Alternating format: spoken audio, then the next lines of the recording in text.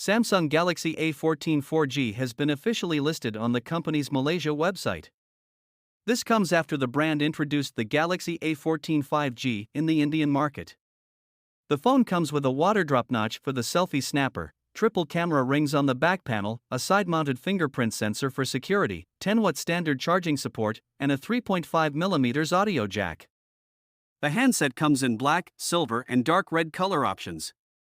There is a textured pattern on the back panel that looks unique. Samsung Galaxy A14 4G ships with a 6.6-inch display, MediaTek Helio G80 Android 13 OS out of the box, a 50MP primary camera, and a large 5000 mAh battery with standard 10-watt charging support. Samsung Galaxy A14 price.